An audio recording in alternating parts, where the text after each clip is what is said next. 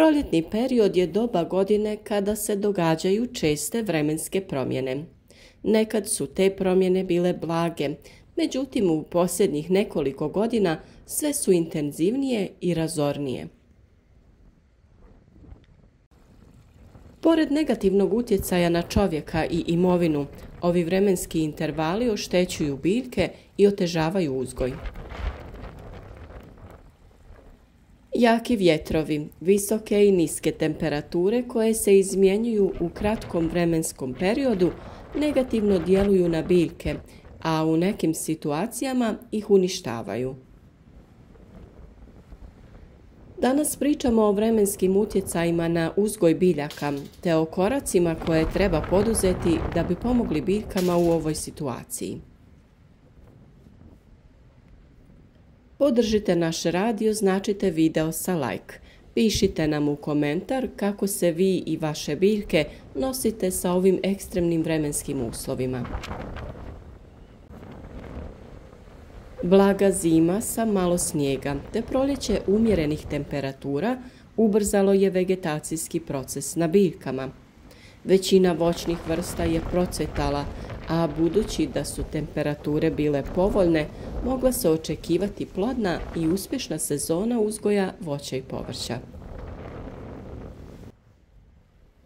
Nažalost, u nekoliko posljednjih dana iznad europskog kontinenta stvorio se oblak prašine. Ovaj pješčani oblak je u posljednje vrijeme sve češći, te je količina pijeska u njemu sve veća.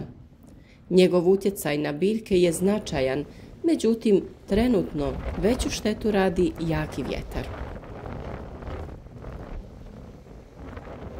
Mladi listovi na krhkim granama su jako nježni i svaki udar vjetra nanosi veliku štetu. Zbog toga je potrebno već nakon prestanka ove vremenske nepogode prihraniti biljke. Za ovo je najbolje iskoristiti neki od biostimulatora da bi biljke dobile hranu, a najefikasniji način prihrane je onaj preko lista. Pored fizičkog oštećenja grana i cvjetova na voćkama, problem pravi i pustinjska prašina koja oštećuje cvjetove te sprječava oprašivanje cvjetova. Jak vjetar sprječava pčele u obavljanju prirodnih aktivnosti, a moguće su i štete na pčelinjacima uslijed rušenja pčelarske opreme. Jako suh zrak smanjuje mogućnost za kvalitetno oprašivanje cvijeta, tako da će štete od ove vremenske nepogode biti značajne. Neko povrće smo posijali u vrti zbog toplog tla, biljke jako dobro napreduju, ali zbog suhog zraka i perioda bez kiše potrebno je obratiti pažnju na zalijevanje. Čim se ukaže prilika, potrebno je zaliti mlade biljke poput mrkve, peršina, celera i drugog povrća koje je tek niknulo.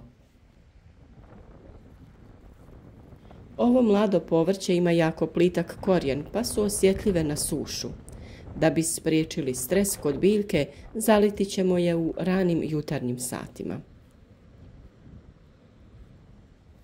Tlo se već jako zagrijalo, a temperature zraka su iznad prosječne, tako da biljkama treba i veća količina vode, ali i prihrana, jer imaju tendenciju da rastu.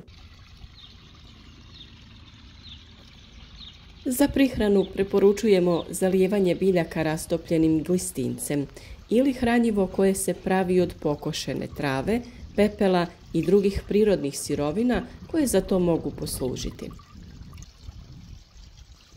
U našem prethodnom videu mogli ste vidjeti na koji način se to priprema. Naš grašak je već dosta izrastao, međutim, zbog jakog vjetra postoji mogućnost da bude oštećen. Zaliti ćemo ga i prihraniti da bi se što lakše oporavio od ovih udara vjetra. Pored pijeska koji je nošen jakim vjetrom, još veći problem predstavlja velika temperatura zraka.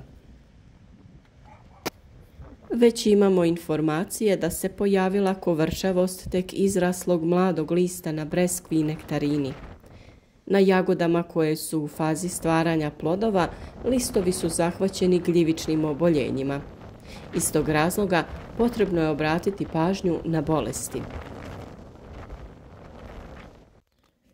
Preporučuje se na voćkama koje još nisu intenzivno prolistale da se uradi zaštita od bolesti. To vredi za vinovu lozu, malinu, kupinu i slične biljke. Što se tiče breskve i kovrčavosti lista, malo se može pomoći. Tretman protiv ove bolesti trebalo je napraviti u jesen i zimu kada nije bilo listova. Ovaj postupak zaštite ovih voćki smo pokazali u videu. Često se kaže da je jednostavniji i sigurniji uzgoj biljaka u zatvorenim prostorima poput plastenika. U ovom vremenskom periodu to može biti veliki problem. Naime, jaki vjetrovi uzrokuju veliku štetu na niskim tunelima za uzgoj jagoda, gdje PVC folija nije čvrsto pričvršćena za tlo i konstrukciju kao kod klasičnog plastenika. Često se prekrivaju veće površine, što je veoma problematično kod jakih vjetrova. Iz tog razloga preporučuje se privremeno uklanjanje PVC folije tamo gdje je to moguće, da bi se spriječile štete na objektima i opremi.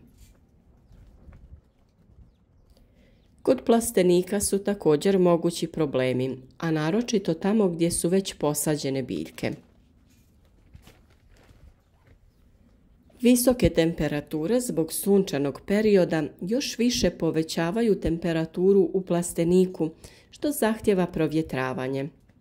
Jak vjetar tada prodire unutar plastenika, što također može biti opasno za konstrukciju i PVC foliju, ali i za biljke.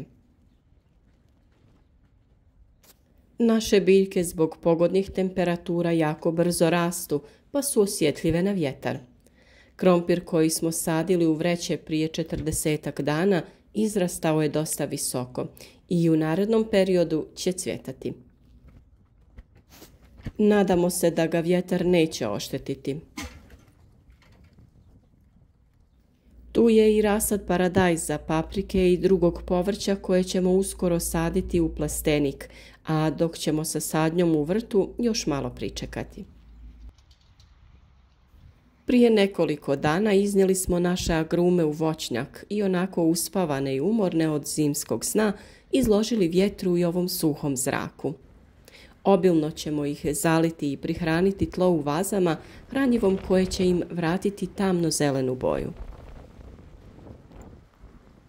Svi agrumi poput mandarine, naranđe, limuna, kumkvata i drugih u fazi su cvjetanja i dobro će im doći otvoreni prostor.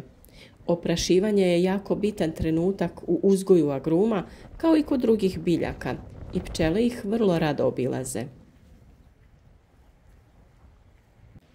Naši mladi kiviji odlično su razvili mlade listove, međutim, grane su im još mekane, a listovi veliki, te postoji mogućnost lomljenja, ali ne preporučujemo postavljanje zaštite jer ju je teško ustabiliti. Ali moguće je i oštećenje biljke od razvoja velikih temperatura ispod zaštite. Jednostavno sačekati ćemo da prođe vjetar i prihraniti biljke folijarnom prihranom. Bez obzira na izazovne vremenske prilike, nećemo odustati od naših biljaka, te ćemo im pomoći da lakše podnesu ovaj period. Prvo što trebamo napraviti je obilno zaliti tlo oko biljaka, a naročito mlade voćke koje su posađene u jesen ili nakon zime. Obratiti pažnju na tek niklo povrće u vrtu poput mrkve, peršina, graška i sličnih. Izvršiti folijarnu prihranu maline, kupine, jagode, kivija i drugog voća i povrća koje je izloženo vremenskim neprilikama. Nakon prihrane i nakon što se vrijeme ustabili, potrebno je obratiti pažnju na pojavu bolesti na biljkama. Izvršiti zaštitu od bolesti, ali treba obratiti i pažnju na zaštitu pčela. Gdje je moguće, treba koristiti preparate na prirodnoj bazi. Jedan primjer su lisne uši koje se javljaju na voću i povrću. Idealni su uslovi za razvoj lisnih ušiju, a možete ih primijetiti i na jagodama. Obratite pažnju na listove i lisne peteljke. Ako uočite lisne uši, uradite tretman preparatom od koprive koji možete sami napraviti. Recept za pripremu ovog prirodnog insekticida možete pronaći na našem kanalu. Nadamo se da su vam ove informacije korisne i da će vaše biljke dobro da se oporave od loših vremenskih prilika i da će ostatak godine biti sa ljepšim vremenom da bi uživali u proizvodnji voća i povrća.